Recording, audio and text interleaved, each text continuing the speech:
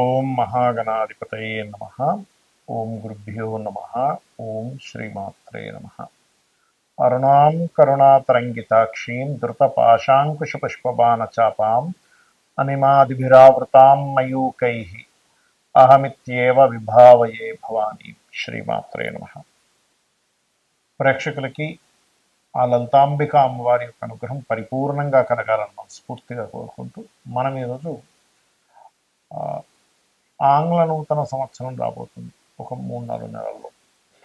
దానికి చాలామంది ఏమండి న్యూ ఇయర్ నుంచి గ్రహాలు ఎలా మారుతాయి, దానివల్ల మేము కొన్ని ప్లానింగ్స్ చేసుకోవాలి అడిగినప్పుడు నేను చెప్పింది ఏమిటంటే ఇది మనకు ప్రామాణికం కాదు, మనది ఉగాది నుంచే చూసుకోవాలని చెప్పినప్పుడు, లేదండి మేము మా లైఫ్ ప్లానింగ్స్ కొన్ని ఉంటాయి, ఈ సంవత్సరం ఇలాగాని ఇల్లు కొనాలా వద్దా, అసలు ఉద్యోగం మారచ్చా వద్దా, ఇన్వెస్ట్మెంట్ చేయాలా వద్దా, ఇలాగ వివాహం దగ్గర నుంచి ప్రతిదీ కూడా గ్రహాలు ఎంతవరకు సపోర్ట్ చేస్తున్నాయి, సపోర్ట్ చేయనప్పుడు అది కంపల్సరీ అవుతుంది. ఒక్కోసారి ఉద్యోగం మారడం కానివ్వండి, గృహం కొనుక్కోవడం కానివ్వండి, వివాహం కానివ్వండి, ఇన్వెస్ట్మెంట్ కానివ్వండి, ఏదైనా కానీ. మరి అలాంటప్పుడు ఎటువంటి పరిహారాలు చేసుకుంటూ దాన్ని ముందుకు వెళ్ళాలి అనే విషయం తెలుసుకోవాలి కదా. కాబట్టి మీరు కాస్త చెప్పండి అని చెప్పి నన్ను చాలామంది అడగడం వల్ల ఆంగ్ల నూతన సంవత్సరం యొక్క జనవరి నుంచి డిసెంబర్ వరకు ఉన్నటువంటి గ్రహస్థితిని అనుసరించి చెప్పడం జరుగుతుంది. అయితే ఈ విషయాలు చెప్తుంది నేనైనప్పటికీ కూడా చెప్పిస్తుంది సాక్షాత్ లలిత అమ్మవారికి అని భావిస్తే అసలు గ్రహాలు ఎలా మారుతున్నాయి ఈ న్యూ ఇయర్ చూద్దాం. ఇక్కడ చూసుకున్నట్లయితే మనకి నూతన సంవత్సరం ప్రారంభంలో అంటే జనవరి 1వ తేదీకి 1 డిగ్రీలో ఉంటున్నాడు శని. ఎందుకంటే ఈయన వక్రగతి మళ్ళీ ముందుకెళ్ళాడు కదా. 1 డిగ్రీలో ఉన్న శని జూలై 27కి 2026 జూలై 27కి వక్రిస్తాడు. వక్రించి అతని వక్రత్యాగము 10th డిసెంబర్ రోజు వక్రత్యాగం అనేటువంటిది పోతుంది, గుర్తుపెట్టుకోండి. రైట్. ఇక అలాగే మేజర్ ప్లానెట్ శని, రెండవది మేజర్ ప్లానెట్ అనుకోండి గురువు మనకి జనవరిలో 27 డిగ్రీల్లో ఉంటున్నాడు మిథున రాశిలో. అలా ఉన్నటువంటి గురువు పర్టికులర్గా జూన్ 2వ తేదీకి కర్కాటకంలోకి అంటే ఉచ్చస్థితిలోకి వస్తున్నాడు. ఆ ఉచ్చస్థితిలోకి వచ్చినటువంటి గురువు మరలా ఎంతవరకు ఉంటాడు ఆ కర్కాటక రాశిలో అంటే 1 నవంబర్ 2026 వరకు ఉంటాడండి. అంటే 1 నవంబర్ 2026 మళ్ళీ సింహంలోకి వెళ్ళిపోతున్నాడు. ఎందుకంటే మనకి ఆల్రెడీ 2025 సంవత్సరంలో అక్టోబర్, నవంబర్, డిసెంబర్ మాసాల్లో అతిచారంలో ముందుకొచ్చి వెనక్కి వెళ్ళాడు ఆయన ఆల్రెడీ. అంటే అక్కడ ఒక 3 నెలలు ఆయన కాంబినేషన్ వచ్చేసింది. సో మళ్ళీ తర్వాత సింహంలో మళ్ళీ వక్రిస్తాడు. That is different thing. అది డిసెంబర్, జనవరి ఆ టైమ్స్లో జరుగుతుంది చెప్పాలంటే. రైట్. ఇక రాహుకేతువులు కూడా ఈ సంవత్సరం ఎప్పుడు మారుతున్నారు ఏమిటి అని చెప్పి చూసుకున్నట్లయితే పర్టికులర్గా ఈ రాహువు కేతువు 25 నవంబర్ 2026 వరకు సింహ కుంభరాశిలో ఉంటున్నారు. దాని తర్వాత ఈ కేతు కర్కాటకంలోకి వెళ్ళడము, రాహు మకరంలోకి రావడం జరుగుతుంది. కాబట్టి ఈ యొక్క గ్రహస్థితిని అనుసరించి ఎవరెవరికి ముందుగా లగ్నమే తీసుకోండి. లగ్నం తెలియదు అనుకున్న వారు రాశి హ్యాపీగా చూసుకోవచ్చు, దీన్ని ఏమీ కన్ఫ్యూజన్ లేదు. లగ్నం ఎవరికి తెలుస్తుంది అంటే టైం ఉన్న వారికి లగ్నం తెలుస్తుంది, టైం లేని వారు రాశి చూసుకుంటారు.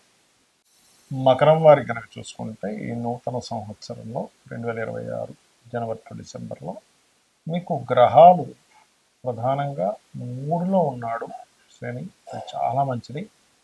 అయితే ఈ 3లో ఉండే శని మన ప్రయత్నానికి పరాక్రమానికి ఖచ్చితంగా తోడ్పడతాడు. అయితే ఈ శని ఎప్పుడైతే వక్రిస్తాడో అంటే ఈ జూలై 27వ తేదీ నుంచి డిసెంబర్ 10వ తేదీ మధ్యలో శని వక్రగతి జరుగుతుంది, గుర్తుపెట్టుకోండి. సో ఎప్పుడైతే శని వక్రగతి జరిగిందో ఇది ఇచ్చేటువంటి రిజల్ట్ ఏమిటి అంటే మీరు జాగ్రత్త తీసుకోవాల్సింది ఫైనాన్షియల్ మ్యాటర్స్ విషయంలో జాగ్రత్త తీసుకోవాలి. కామన్గా ఇంట్లో రాహు ఉన్నందుకు, ధనస్థానంలో ఉన్నందుకు ధనపరమైనటువంటి విషయాలలో ఖచ్చితంగా మంచి గ్రోత్ అనేటువంటిది ఉంటుంది, అందులో సందేహం లేదు. అయితే ఎలాంటివి ఆన్లైన్ రిలేటెడ్, లేకపోతే మీరు ఏదైనా విదేశాలకు వెళ్ళడం ద్వారా, విదేశాల్లో కంపెనీలు ఉంటే ఇక్కడ నుంచి జాబ్ చేయడము, నైట్ డ్యూటీస్ చేయడం, ఇట్లాంటి వాటి ద్వారా ఇస్తారు. ఆస్ట్రాలజీ ఎప్పుడు కూడా మీకు ఏ రూట్లో వస్తుందని తెలుసుకోవాలి. మీ గ్రోత్ ఎటువైపు వెళ్తే మీకు గ్రోత్ ఉంది ఈజ్ మోస్ట్ ఇంపార్టెంట్. అలాగే మకరం వారికి కాస్త అష్టమంలో కేతువు సంచరిస్తున్నాడు. ఆ యొక్క రాహుకేతువులు కూడా 25 నవంబర్ నుంచి మారిపోయి రాహు లగ్నంలోకి వచ్చేసి సప్తమంలో కేతువు వెళ్తాడు. కాబట్టి ఇక్కడ ఏంటంటే మీరు ఏదైనా వివాహ సంబంధించినటువంటి విషయాలు ఈ 2026 సంవత్సరంలో నిర్ణయం తీసుకోవడం కానీ, వివాహం చేసుకోవడం కానీ, లేకపోతే ఒక పార్ట్నర్షిప్లో చేసే విషయాలు కానీ, ఏదైనా కానీ మీరు 25 నవంబర్ లోపలే పెట్టుకోండి. ఎందుకంటే చాలా టైం ఉంది, అందులో ఎటువంటి సందేహం లేదు. కానీ సప్తమ కేతు వచ్చినప్పుడు ఏమవుతుందంటే మన డెసిషన్స్ వివాహ జీవిత భాగస్వామిని కానివ్వండి, లేనట్లయితే పార్ట్నర్షిప్లో ఎవరినైనా బిజినెస్ రిలేటెడ్గా కలుపుకునే విషయంలో కానీ కంప్లీట్ రాంగ్ డెసిషన్స్ అవుతాయి సప్తమంలో కేతు ఉన్నప్పుడు.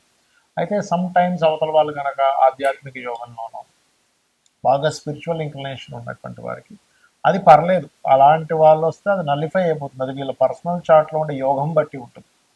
అయితే ఇక్కడ మీకు ప్రజెంట్ ఉన్నటువంటి గురువు 6వ స్థానంలో ఉన్నాడు.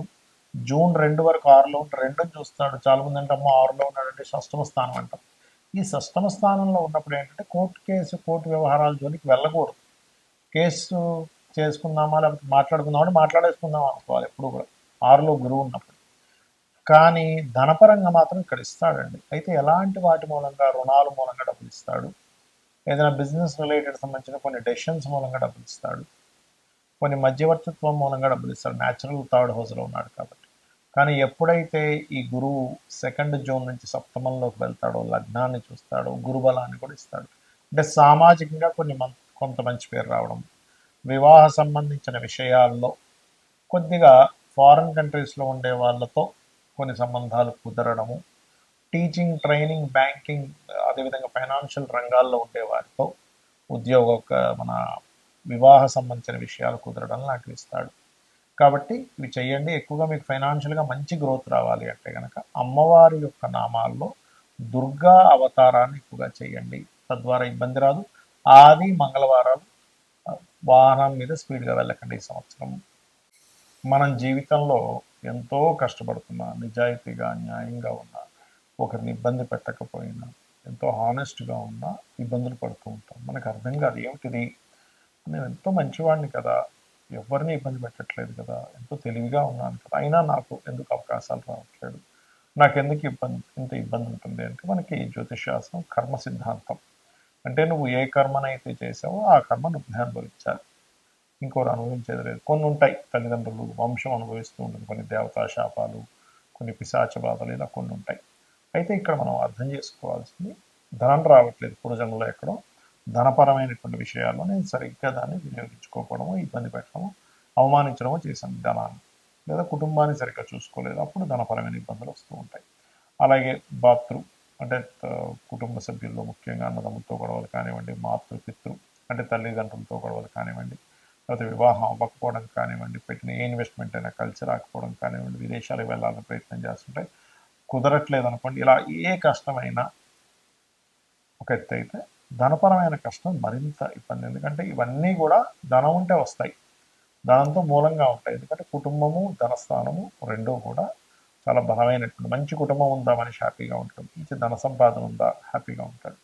అయితే వీటితో పాటు అనారోగ్యము, కొన్ని పిశాచ బాధలు ఇవి కూడా ఉండవని చెప్పట్లేదు. కానీ మనం మరి ఎందుకు నిత్యము పూజలు చేస్తున్నా, లేకపోతే ఎంత చక్కగా ఉన్నా ఎందుకు మనకు అనుకున్నంత రావట్లేదు అంటే, మీరు చేసేటువంటి నిత్య పూజాది విధానంలో మనకి శాస్త్రంలో ఉంది ఏమిటంటే మంత్రము, యంత్రము, తంత్రము అంటారు. అంటే మంత్రం అంటే ఏమిటి, మీరు ఏదైతే లలిత సహస్రనామాలు చదువుతున్నారో, విష్ణు సహస్రనామాలు చక్కగా భక్తితో చేస్తున్నారు, ఏ అష్టోత్తరం, లక్ష్మీ అష్టోత్తరం ఏదైనా చేస్తున్నారు, అది మంత్రం.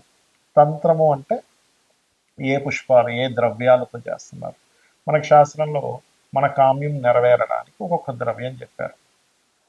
కొంతమంది అక్షింతలతో చేస్తే, మరి కొంతమంది ఎర్రటి పుష్పాలతో చేయండి, లేకపోతే ఫలానా పదార్థాలతో హోమం చేయండి, మీకు శత్రు బాధలు ఉన్నాయంటే ఇలాగా మిరపకాయలతో చేయండి, లేకపోతే మిరియాలతో చేయండి అని చెప్తూ ఉంటారు. అది ద్రవ్యం.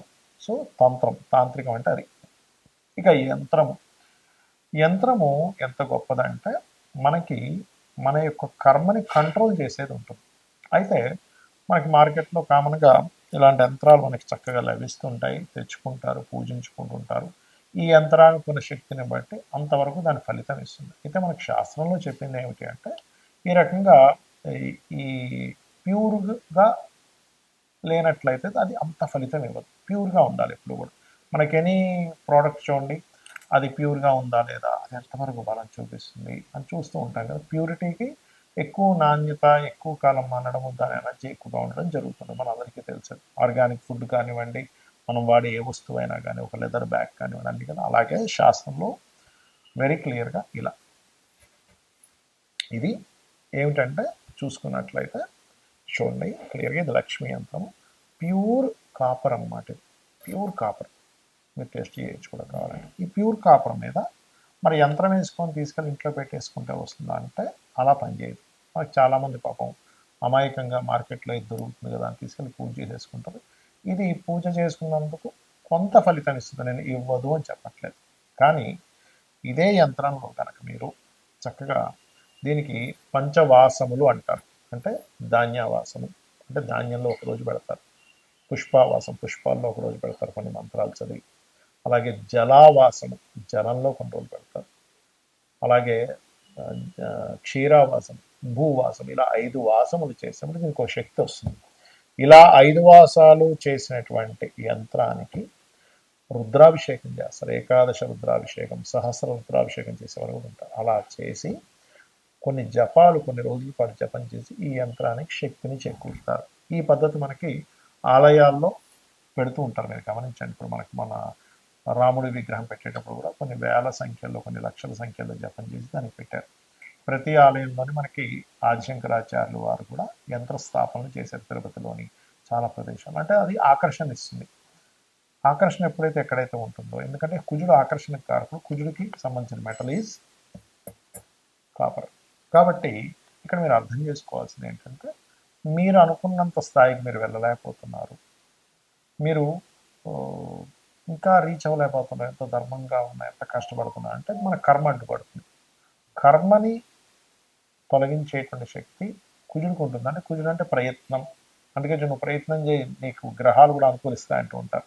అంటే కుజుడు ప్రయత్నం, కుజుడు కష్టపడి చేసేది, ఎలాగైనా సరే విక్టరీ అవ్వాలని. అందుకే చూడండి, ఎవరికైనా కుజుడు స్ట్రాంగ్గా ఉంటే వాళ్ళు ఈ యొక్క స్పోర్ట్స్లో రాణిస్తారు. శని ఏంటంటే కర్మకారకుడు, ఆయన మనకి శత్రువు కాదు, మన కర్మ మనకు అందిస్తున్నాడు. మనం ఒక రక్షణ కవచంగా మనం ఏర్పరచుకోవాలంటే మంత్రం, తంత్రం, యంత్రం.